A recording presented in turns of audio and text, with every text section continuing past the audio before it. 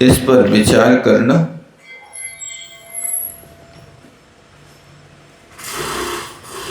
आप अनुभव कर रहे हैं कि मेरी यात्रा सुखद हुई, लेकिन कितने जीवों को दुख पहुंचाया। आपकी नींद आज सुख से हुई, लेकिन तकिया में भरे जीवों को क्या वेदना हुई है उसको केवल ही जाने हैं आप, वो जीव जाने, आप नहीं जानते। ऐसे कई प्रकार से इन स्थावर कायकों को आप जानबूझ करके पीड़ा देते रहते हैं, लेकिन वे प्रतिकार नहीं करते। कई लोग तो हवा के गद्दा बनवा लेते हैं और पान से पलटते रहते हैं, करवटें बदलते हैं। जिस दिन आपको सिद्धांत का ज्ञान होगा, पुडवी कई असंख्य जा संख्य जा, आऊ कई असंख्य जा संख्य जा, तेऊ कई जीवा संख्य जा संख्य जा, वायु कई असंख्य जा संख्य जा, बड़प्परी कई अनंत अनंता। जब आगम के सूत्रों को पढ़ोगे कि एक बार अपने सुख के लिए हमने असंख्याता असंख्याता जीवों को मौत के घाट उतार दिए, तो फिर वो व्यक्ति सुख खोज रहा है। जो पर को दुख दे सुख माने उसे पतित मानो। जो दूसरे जीवों को दुखी करके अपने आप को सुखी मान रहा है, वो पवित्र नहीं है, वो पावन नहीं हो सकता, वो पतित है, ऐसा शास्त्रों में लिखा। इन स्थावर कायिक जीवों की पीड़ा को आप सिद्धांत से समझो। कोई भी स्थावर कायिक निर्जीव नहीं होता, सजीव होता। आप कैसे उनकी रक्षा कर सकते हैं? तो प्रत्येक प्राणी को अपने प्राण प्यारे होते हैं।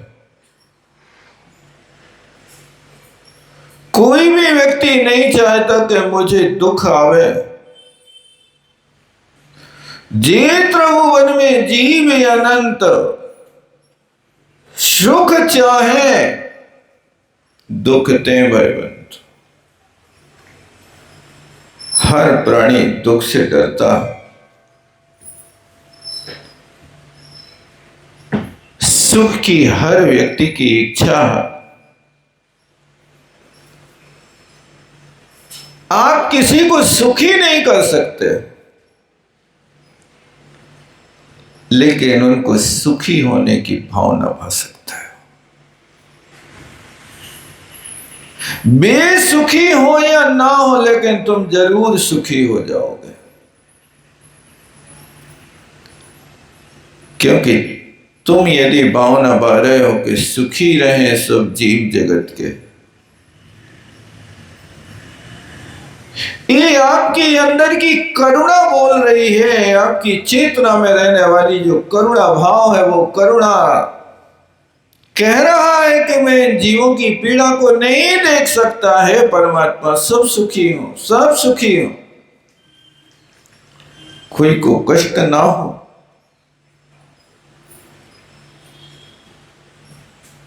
आप कहोगे कि सब अपने अपने कर्म का फल भोगते हैं, हम थोड़ी किसी को सुखी दुखी करते हैं। ऐसा नहीं है। अपने अपने कर्म का फल भोगना ये तो निश्चय का विषय है, बिल्कुल सत्य है। आप किसी के भाग्य को नहीं बदल सकते, लेकिन भाव तो बदल सकते हो।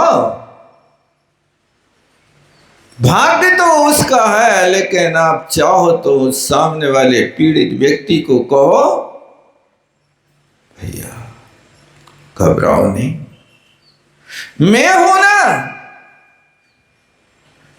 तुम्हें चिंता की कोई बात नहीं है। इतना बोल करके तो देखो, सामने वाले के चेहरे पर मुस्कान आ जाती है। कोई तो मिला मेरी पीड़ा को जानने वाला। आप कुछ मत देना, लेकिन मीठे दो शब्द दे देना, संवेदना प्रकट कर देना। किसी व्यक्ति के सिर में पीड़ा हो रही है,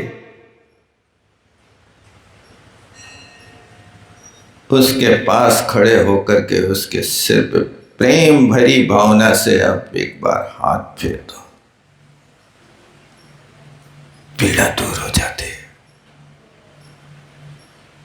अनुभव करके देखो। उस तड़पती हुई आत्मा के ऊपर हाथ रखने के बाद फिर पूछो, भैया कैसा लग रहा? उसको पीड़ा भी होगी तो भी कहेगा, भाई अब अच्छा लग रहा। अनुभव किया कि नहीं किया? किया ना? करके तो देखो, क्या लगना है तुम्हारा। एक करुणा भाव जब होता है, जब आपके अंदर, तब ये भाव पैदा होता है। सूखिए करुणा की धारा कैसे आएंगे भगवान? तूने आंगन नहीं बुहारा, कैसे आएंगे भगवान? कभी तुमने अपनी करुणा का प्रयोग किया नहीं? भूले को पथ दिखलाया नहीं? भूखे को भोजन कराया नहीं? रोगी को दवा खिलाई नहीं?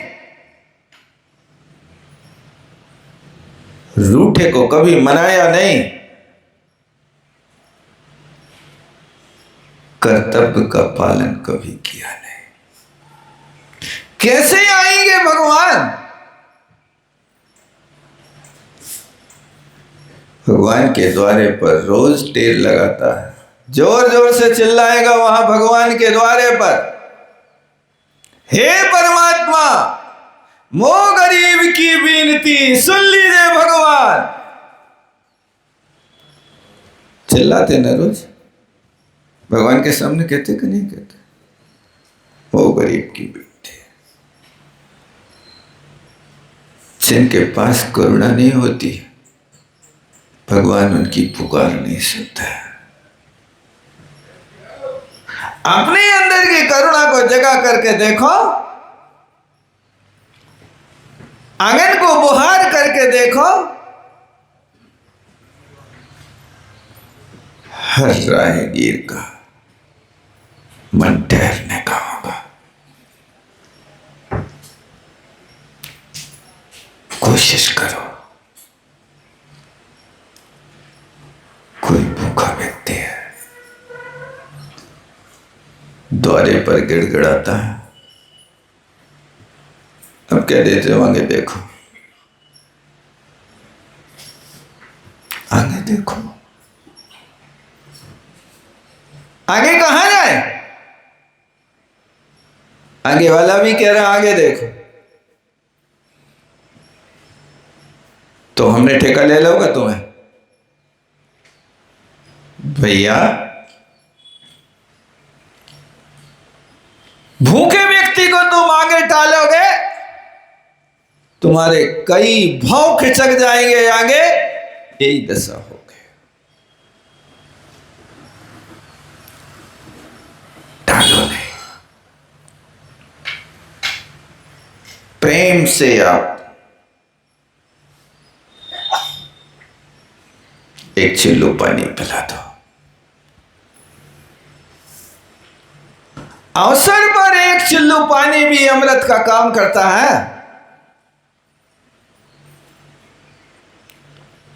परिस्थिति में फटा हुआ कपड़े का टुकड़ा भी काम करता है। उस परिस्थिति में जहां पर उंगली कट गई हो,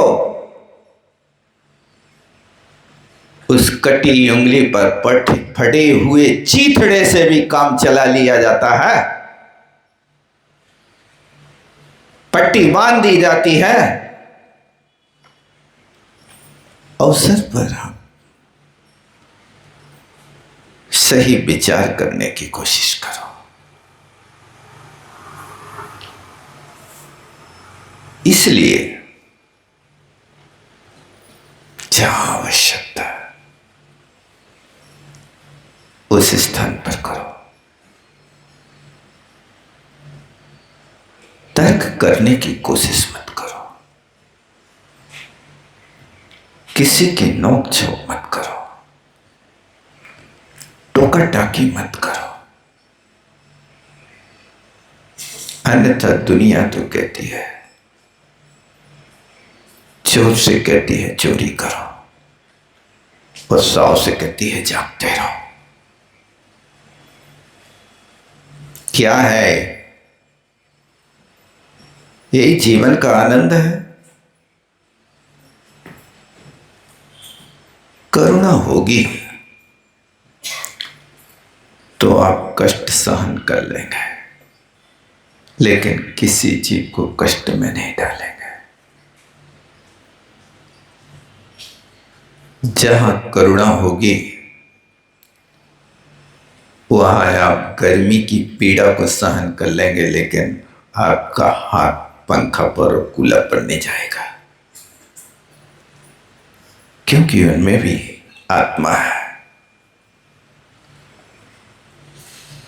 और बार बार याद करो, जो पर को दुख दे सुख माने उसे पतित मानो। धर्म अहिंसा ही सच्चा धर्म मानो। एक 12 भावना की पंक्ति है, इसको बार बार पढ़ा करो। इसलिए इन 5 स्थावर कायकों के विषय में कहना। वनस्पति कायिक भी है, बेचारी रास्ते पर खड़ी अपना जीवन जी रही है।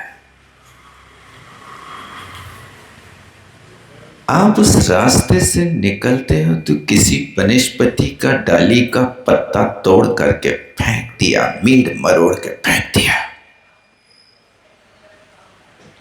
क्या उस वनस्पति की आपने जान नहीं ले ली? अपने परिवार से छोड़ा करके उसके लिए आपने हाथ में लेकर के अपना हाथ का खेल बना करके मीड़ करके फेंक दिया। ये करुणा की निशानी है। हमने तो वैसे ही किया था। वैसे ही क्या होता है ऐसा? तुम्हारे खेल में एक जीव की जान जा रही है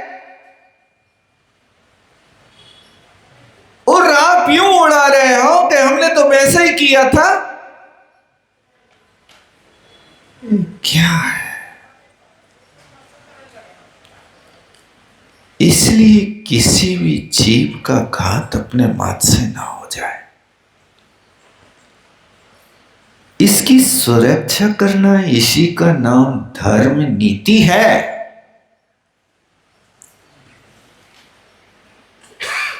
आचरण ऐसा करो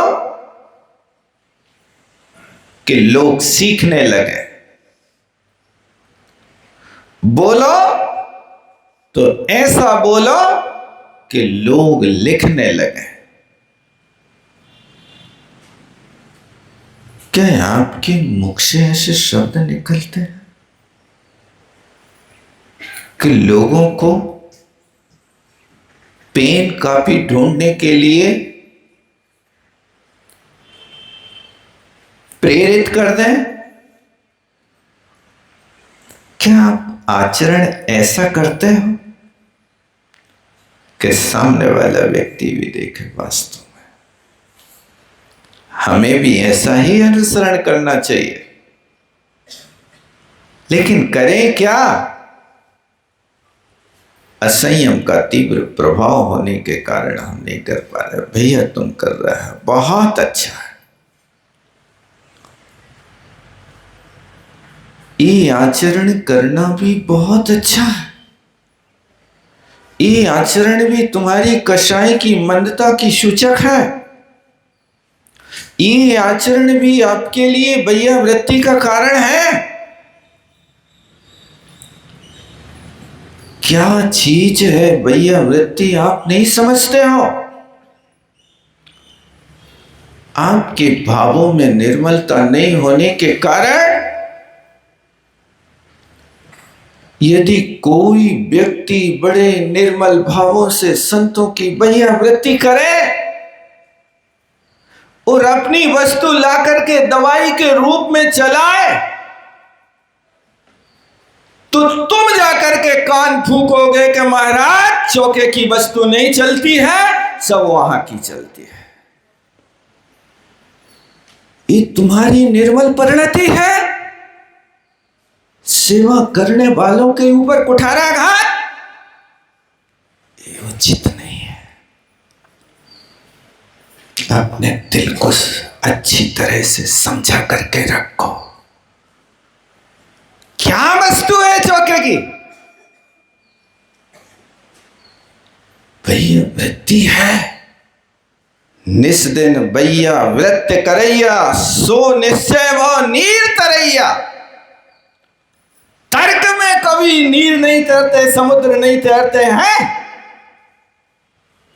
चित्रों को देख करके कभी भी आप तैर नहीं सकते। भैया वृत्ति के रहस्य को नहीं समझते। हमारे चौके में आए महाराज हमारी चीज है। आपने संत को खरीद नहीं लिया है। ओ भाग है जिनको 10 बार निमंत्रण देने पर तुम्हारी पट्टी नहीं चढ़ते हैं, वे संतों के आने पर तुम्हारे यहां बिना बुलाए आते हैं। ये क्या है? कोई तुम्हारे द्वारे पर आ रहा है तो तुम्हारे लिए आ रहा क्या? तो महान संतों की कृपा है जिनके कारण बेचारे अपनी वस्तु लेकर के दौड़े दौड़े आते हैं। भैया वृत्ति हो जाए, 24 घंटे उनका जीवन चल जाए। ये टिमटिमाते दीप में आप ही 2 बूंद तेल डाल करके उसकी जिंदगी को बढ़ा रहे हो। क्या आप तर्क कर रहे हो? क्या कर रहे हो? थोड़ी सी बुद्धि को बदल दो और बदल करके उसको आप पॉजिटिव सोचो, नेगेटिव नहीं। वो तुम्हें भले ही दिख रहा कि ये चटनी है, लेकिन वो दवाई है कि चटनी है? आप तो तर्क करोगे, महाराजों का अवर्ण बात करने बैठ जाओ कि महाराज के लिए तो VIP व्यवस्था। बेटा श्रावक 100 चीजें बनाता है, दवाई नहीं बनाता है। दवाई तो लाने वाला कोई और ही दिलदार होता है जो अपनी भावना से प्रेरित होकर के मीलों मीलों दौड़ करके और उनकी सेवा करता है। यही तो संस्कृति की रक्षा है। और क्या है? याद रखो भैया वृत्ति के महत्व को समझो। अब तुम कहो हमारे चौके में महाराज आए, पूरा अधिकार, सर्वाधिकार। कोई घुस जाए तो हम तो कहेंगे भीड़ नहीं करो, बाहर चलो। क्या है भैया? भाव होना चाहिए। आप बता रहे, आप दे लो, हम बाद में दे लेंगे। हमारी देहरी पर हमारे घर में महाराज आ गए, हमारा घर तो मंदिर बन गया। अब क्या करना मुझे? सब तुम्हारे लिए सौंपते हैं, कर लो तुम्हें जो करना हो। बस मुझे तो यही भावना थी कि मेरे घर में महाराज के चरण पड़ जाए, मेरा घर मंदिर बन जाए। आहार कराने के पहले तुमने अपना पुण्य कमा लिया, पूजा कर ली, नौधा भक्ति कर ली, बस मैंने अपना काम कर लिया। भैया करो। अब जितने भी हमारी चौखट के भीतर हुए हैं, मैं करबद्ध प्रार्थना करता हूं, कोई भी बिना मुख जूठा किए नहीं जा सकता है। सबको रोटी खा के जाना ही पड़ेगा। कह के तो देखो। लेकिन मन में इतनी मलिनता है कि बिना बुलाए आने वाले व्यक्ति को भी हम धक्का मार के बाहर करते हैं। क्या है? आज लोग डरते हैं कि भैया उनकी चौका में जाएंगे भी चिल्लाने नहीं लगे। ये थोड़े से दुर्व्यवहार से ऊपर उठो, अच्छी सोच रखो। आपकी मन मलिनता से यदि आप कोई क्रिया करोगे तो उसका फल साधु को भी नहीं मिलेगा, क्योंकि तुम्हारा भोजन साधु की साधना में सहायक बन रहा है। आप उसको इतनी शुद्धि के साथ निर्माण करने की कोशिश करें, और महाराज के लिए नहीं, अपने लिए करें। देखो आप कितना ध्यान रखना चाहते हो, इस बात का ध्यान रखो। जब आपके घर में स्टोव चलते थे ना, अब तो नहीं चलते ना, अब तो बाबा आदम के जमाने की बात हो गई। मैं कहता हूं, आप लोगों ने कभी मार्क किया हो तो उस स्टोव में तेल भरते थे तो भी छान के भरते थे, है पता? हाउ तो कहो, करते थे ना? कभी छान के भरा कि नहीं भरा? भरा है ना। यानी स्टोव की खुराक भी तुम छान छान के खिला रहे हो। यदि अनछना तेल भर दिया तो क्या होगा बताओ? वो कचरा आएगा तो जलेगा नहीं। उस स्टोव के बर्नल में फंसेगा, स्टोव की धारा को रोकेगा? नहीं रोकेगा। तुम्हारी खिचड़ी पकेगी कि नहीं पकेगी? पिन करना पड़ेगा। पिन भी रखते थे। स्टोव खरीदो तो साथ में 1 रुपया को पिन भी खरीदो। आपके घर की सुई से नहीं काम चलता था, नहीं चलता था, वो वहीं से खरीदना पड़ता था। क्यों? उस स्टोव के गले को किसने पकड़ा है? वो कचरा कहां से आया? तेल को तुमने ध्यान नहीं रखा कि जान के भरना। जब मशीन भी अनछनी वस्तु को स्वीकार नहीं करती है तो तुम इतने बड़े मगज वाले, इतने बड़े इंजीनियर, और तुम्हारे सामने छने का कोई काम नहीं होता। आप भी अनछना पानी कटकटाते जाते हो, अनछनी अमर्यादित वस्तुएं लेते जाते हो। क्या तुम्हारा मगज काम करेगा कि नहीं करेगा? बस ऐसे ही करेगा जैसे स्टोव के लिए जलेंगे तो वो भपकेगा। इसी तरह तो ये मगज आज भवक रहे हैं, और वे भवकते मजग रिश्ते तोड़ रहे हैं और संस्कृति से दूर भाग रहे हैं। और वही वृत्ति क्या वस्तु है? हम तर्क तो कर सकते हैं लेकिन सहयोग नहीं कर सकते। हम सामने वाले की टांग तो खींच सकते हैं लेकिन किसी बिना टांगे वाले एक व्यक्ति को हम टांग नहीं दे सकते। हम धक्का लगा करके गिरा तो सकते हैं लेकिन हस्तावलंबन नहीं दे सकते। क्या है?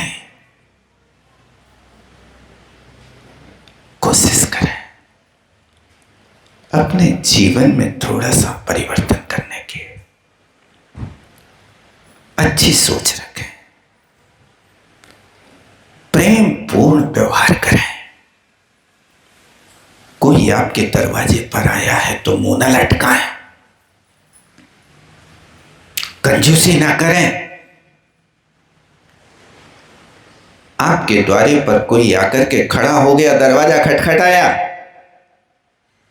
वो दरवाजा खोलते आप उसका स्वागत करते हो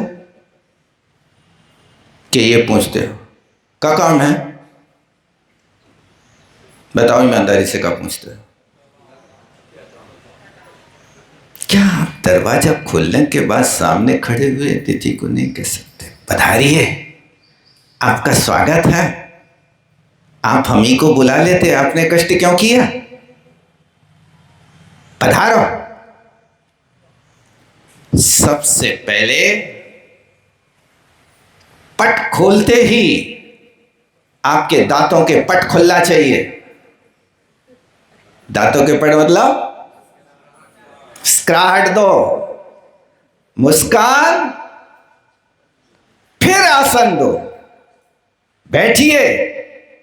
आप खड़े खड़े नहीं जा सकते, बैठना होगा। मीठी वाणी तो फिर मीठा पानी। मीठा पानी चाय नहीं, चाय की बात नहीं करते हैं। मीठा पानी। आप यदि मुस्कान से और मीठी वाणी के साथ कुआं का भी पानी पिलाओगे तो मीठा लगेगा? नहीं लगेगा। और तुम मीठा खिलाओ, 56 भोजन कराओ, खिलाते खिलाते पंखा हिलाओ, जाते समय टीका करो, और एक बात पूछ लो भैया, हमारे मन में एक बात आ रही है, हमारा भोजन कैसे लगो? बहुत बढ़िया। ऐसा भोजन तुम्हारे बाप ने खाओ कहो।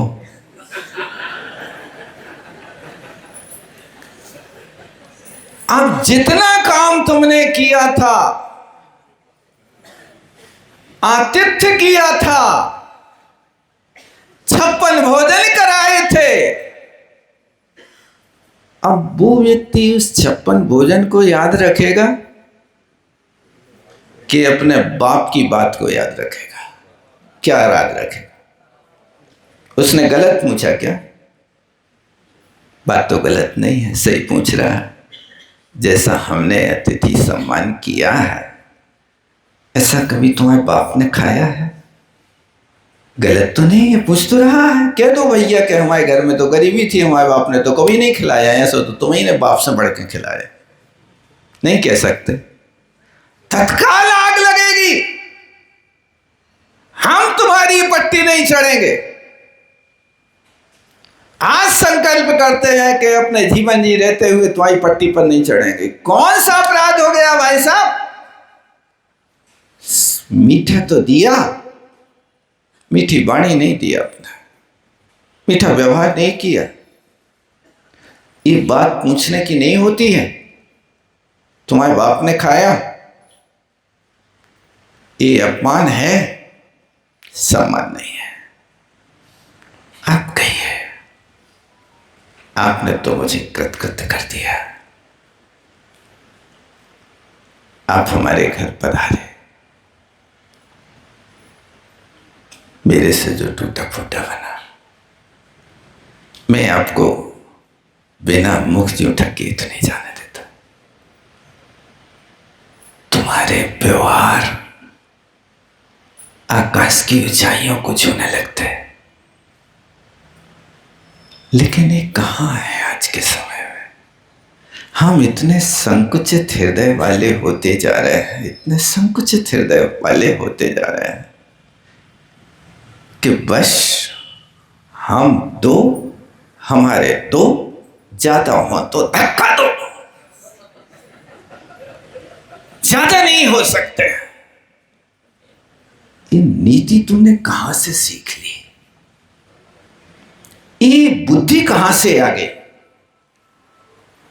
उस बुद्धि के साथ थोड़ा सा परिवर्तन करो। हमेशा अच्छी भावना से जियो, क्योंकि बुरी भावनाओं को करने से फल आपको मिलेगा। लोग कहते थे कौवा के कोसने से कोई मरता नहीं है। तुम्हारी बुरी भावनाएं को करने से फल तुम्हें मिलेगा, सामने वाले के ऊपर कोई प्रभाव नहीं पड़ेगा। बस इतना प्रभाव पड़ेगा कि तुम्हारे हृदय की निकली हुई तरंगें सामने वाले के लिए टकराएंगी और वो तुमसे शत्रुता ठान लेगा। तुम ऐसे व्यक्ति हो, योग्य नहीं हो, मैंने तुम्हें जो समझा था वो नहीं निकले। तुम ये भावों को अंदर से भर करके देखो, क्योंकि संसार तो सब ऐसे ही है। आप भावों से खाली मत हो। और वो ही गाना सुनाता था, खाली है संसार, खाली डिब्बा खाली बोतल, ऐसा कुछ था नहीं? खाली डिब्बा खाली बोतल ले लो मेरे यार, खाली से मत नफरत करना, खाली सब संसार।